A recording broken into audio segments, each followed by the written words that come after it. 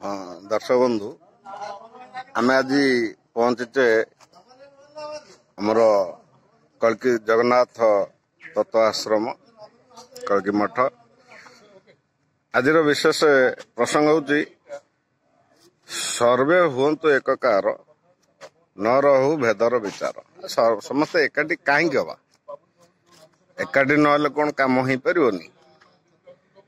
तेणु से प्रसंगटा को आमे उपस्थापन करवा जोटा लिखित अच्छी मालिकारे जे समस्ते एकाठी हेबे कार्य करिवे लीला चलिबो तापरे महाप्रभु कल्कि विराजमान हेबे।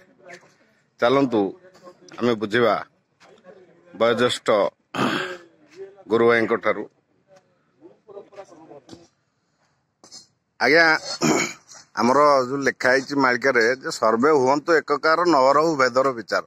समस्ते एकाठी हवा कौन निहाती आवश्यक नहले पारनी। तेणु आपण चिंताधारा कौन कहीं एकाठी करने चाहते कौन उद्देश्य रही कहतु। देखु सर्वे होइबो एकाकार नथिबो भेदर विचार। आज्ञा केतबळे कथा ना जेतबळे समयर सेटा वेद ना भेद भेदभाव किछि न रो। आज्ञा आज्ञा तेणु से कथाटा आम समस्त अनुभव कर एकता सब बड़ यूनिटी स्ट्रेंथ। जेकोसी कार्य करने को हेले सामूहिक कार्य व्यक्ति विशेष माध्यम हो पारती किंतु व्यक्ति विशेष समस्त को लेकिन सामग्रिक भाव जो कार्य करा जाए ताकू आम कौन कहवा ना ताकू गोटे सामग्रिक विकास कहवा। आम जो क्षेत्र में सब बसुचे कि जो आलोचना करुचे व्यक्तिर कथा ना व्यक्ति आम परिवार अच्छी आम व्यक्ति हिसाब से बंचुचु। ये भी परिवार ये गोटा बृहत स्वार्थर परिवार से व्यक्ति स्वार्थ थी समूह स्वार्थ अच्छी। आम आज उदयगढ़ धाम जगन्नाथ तत्व आश्रम जो बसलु आम समस्त से चिंता उदयगढ़ धाम गोटाए। ये कथा आमे कहूँ ये कथा आपणकर शास्त्र पुराण अष्टादश पुराण हो पंचसखा साहित्य हो बा जो माने पंचसखा थिले एवं से माने जो कथा सब कही जाइछन महापुरुष माने। तेणु से महापुरुषंकर कथा लेखारू बा तांको कलम रे जहाँ सब विदित होइछि।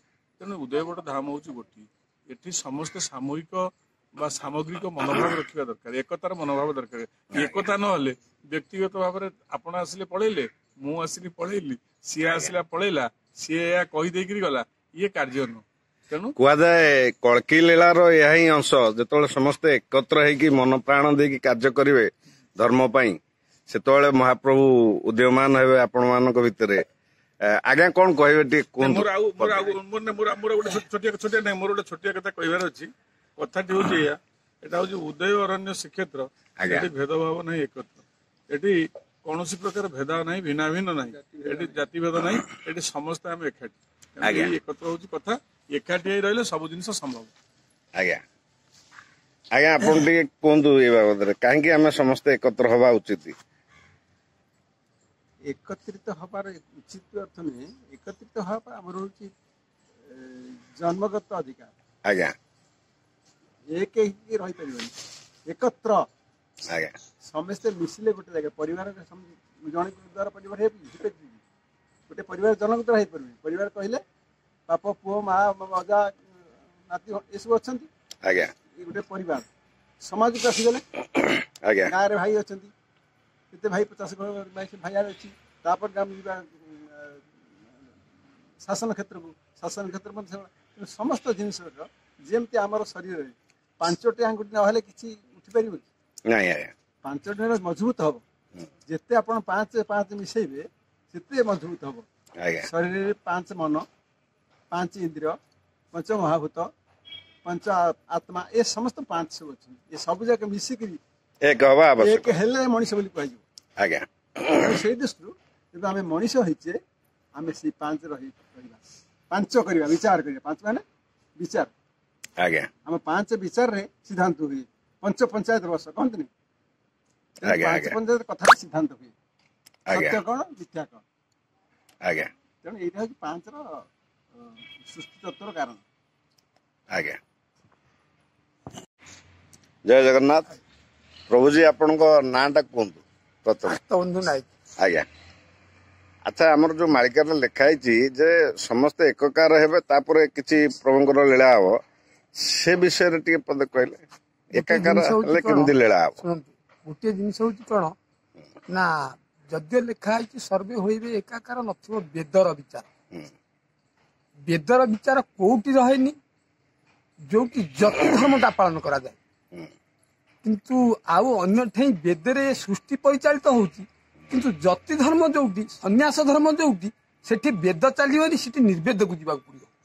ତେଣୁ ସେଇଥିପାଇଁ ଏଇଟା ହଉଛି ସନ୍ନ୍ୟାସ କ୍ଷେତ୍ର, ଏଠି ଜଣେ ସିଦ୍ଧ ପୁରୁଷର କ୍ଷେତ୍ର।